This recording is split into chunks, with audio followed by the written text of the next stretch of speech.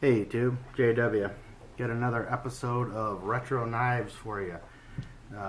It's another American knife company, but the knives that they made were really quality, were made in Japan.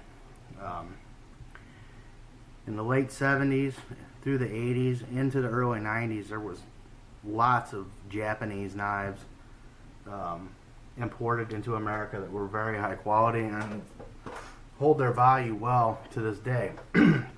Frost Cutlery was one of them, and they were partnered with Parker briefly in 76 and 78, and recently they've done a collaboration.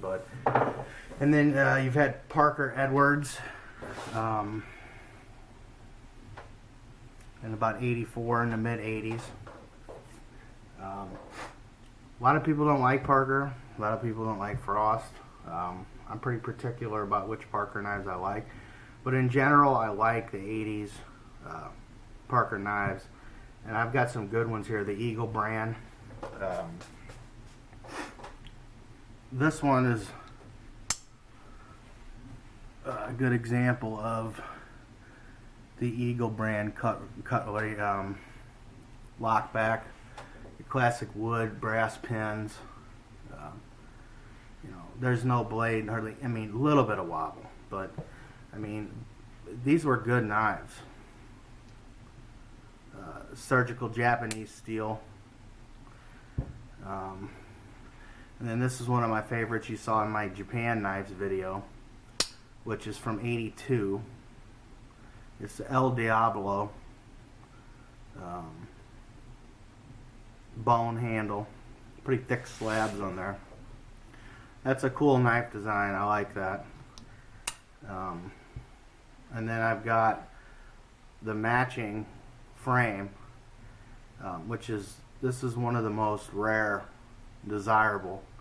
I was lucky to get this, especially for the price I did. Real early 80s, Parker Imai Japan was very high quality knives. Surgical K47 steel, and it's the Special Forces model.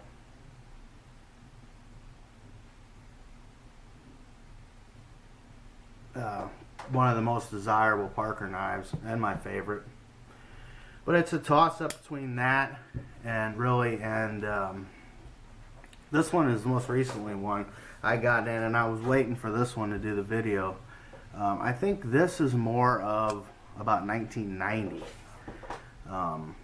This is the Parker, it's the Eagle brand, which you can see the insignia on there. And it looks like the little K-bar had a design. Basically, they probably copied the K-bar design. It was a little bit bigger than this, and it was what they called their boot knife, and those go for about $100. I paid, this wasn't cheap.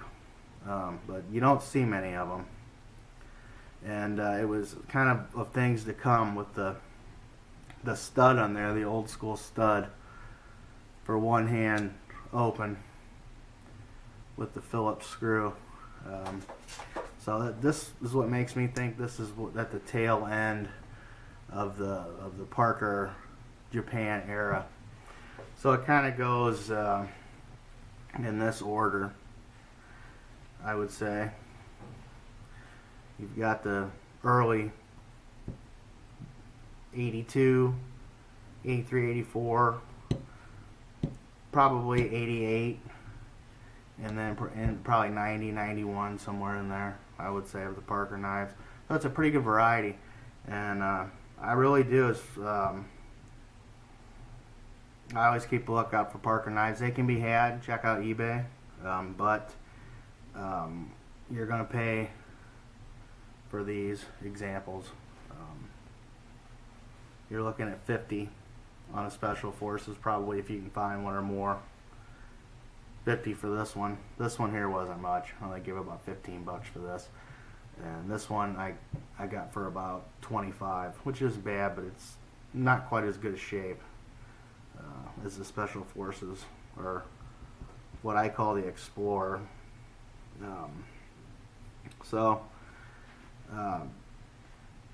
check out the Parker Japan knives.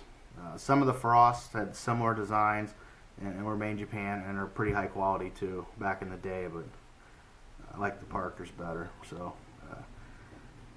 Parker Japan knives are one of my favorite to collect, and they're definitely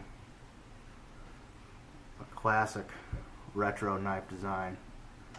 Thanks for watching.